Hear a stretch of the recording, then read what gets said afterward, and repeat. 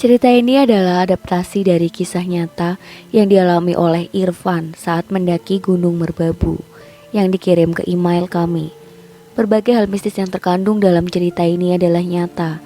Namun, nama-nama yang terdapat dalam cerita sengaja disamarkan untuk melindungi privasi dari tokoh yang sebenarnya.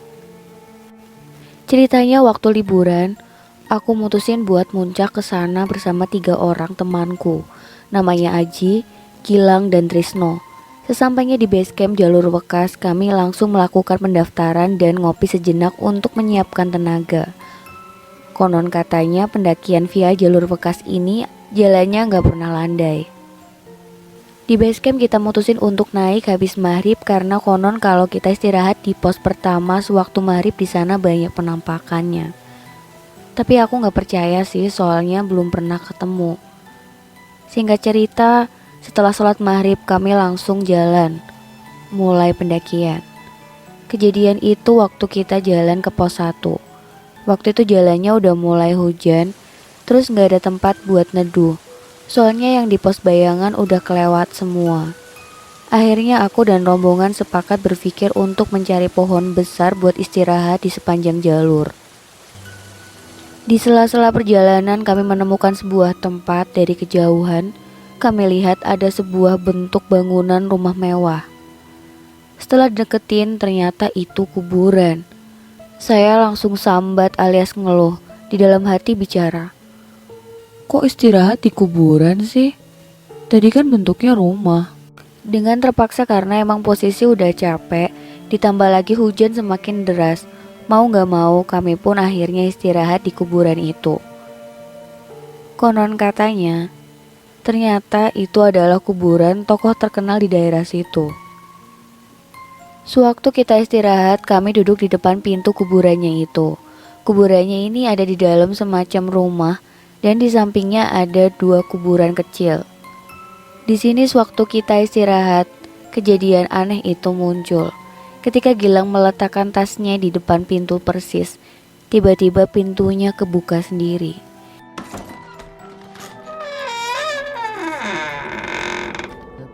Kita sempat tercengang sejenak, gak bisa berkata apapun.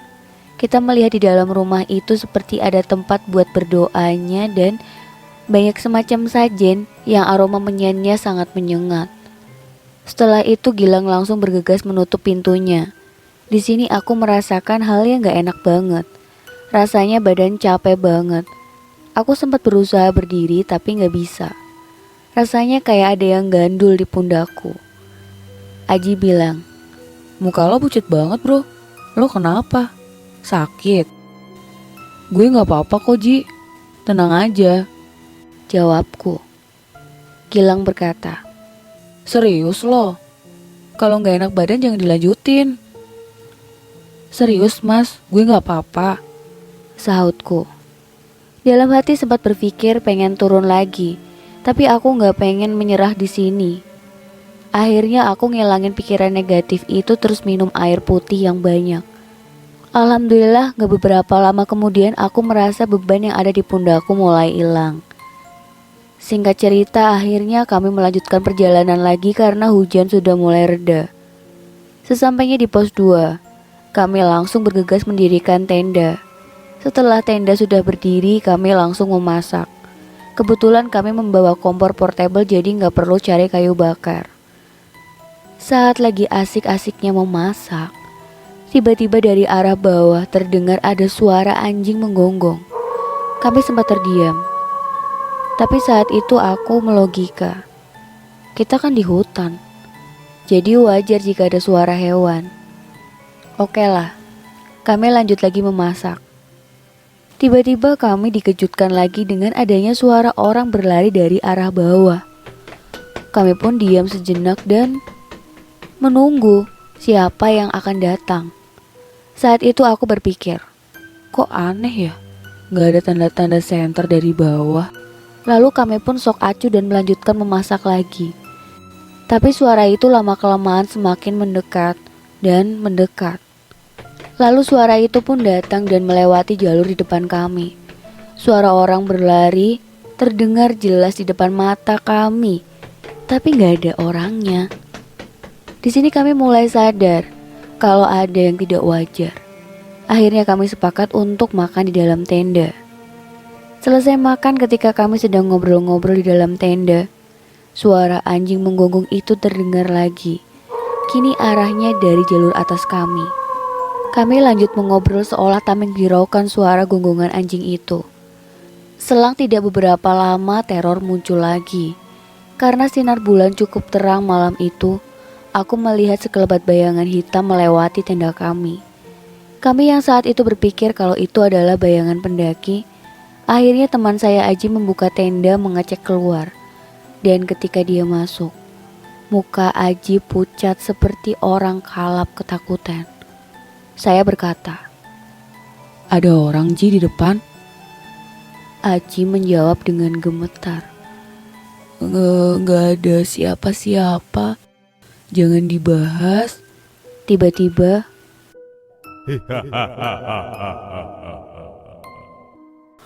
sontak kami semua langsung paniklah saat itu. Bergegas kami mencoba tidur karena takut terjadi hal yang tidak diinginkan. Pas aku merem mencoba untuk tidur, terdengar suara nafas berat di depan tenda kami.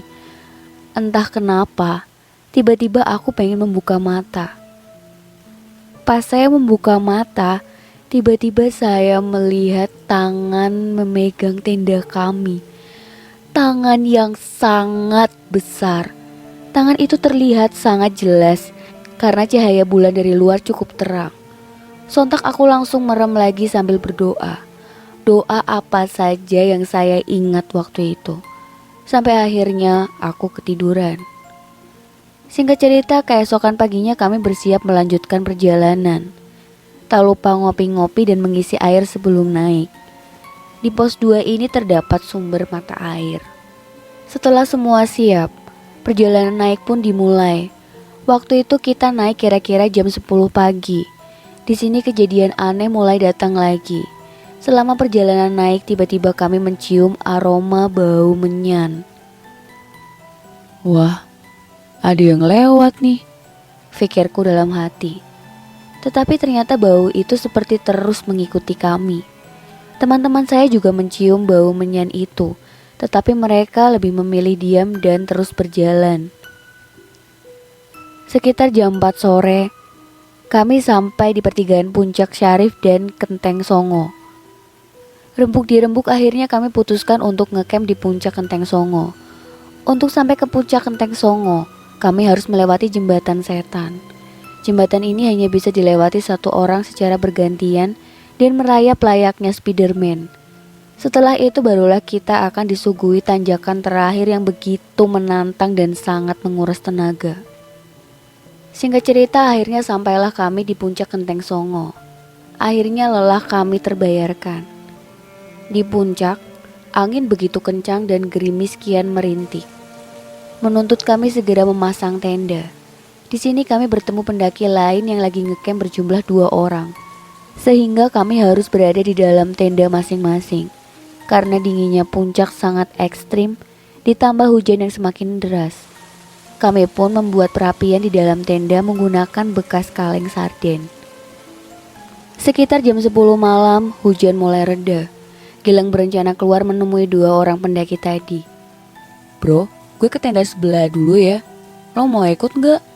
"Enggak lah, dingin banget di luar," sahutku. Setelah itu Gilang dan Trisno keluar. Baru semenit mereka keluar, mereka balik lagi masuk ke dalam tenda. "Kita sendirian coy di sini. Tenda yang tadi udah nggak ada," sahut Trisno. "Loh, tadi kan ada tenda di situ. Ada 2 orang pendaki gue lihat," sahutku kebingungan. "Sumpah bro, lo lihat sendiri sana. Tadi pas kita diriin tenda gue juga lihat mereka di depan tendanya," sahut Gilang keheranan. Aji nyeletuk.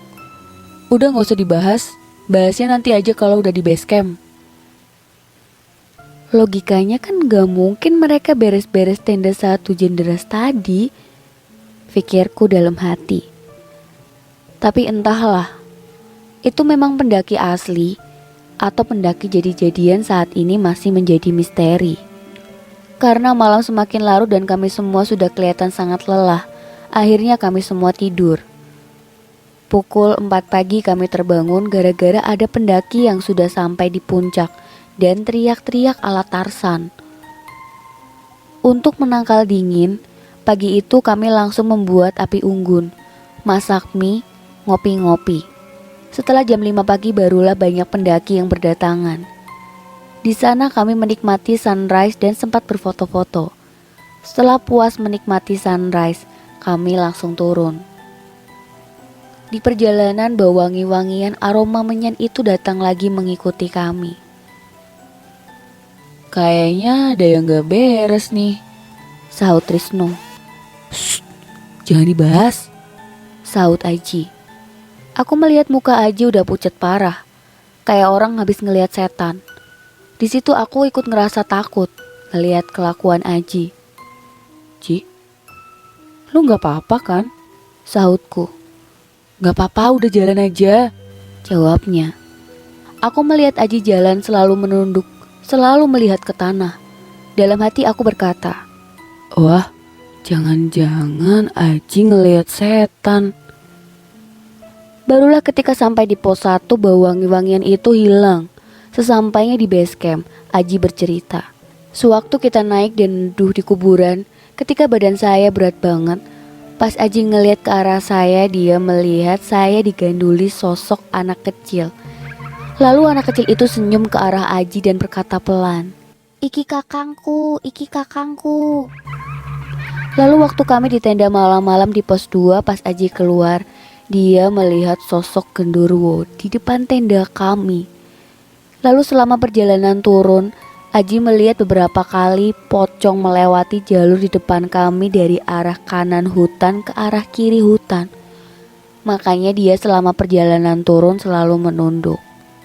Itulah kisah mistis yang dialami oleh Irfan saat mendaki Gunung Merbabu yang dikirim ke email kami.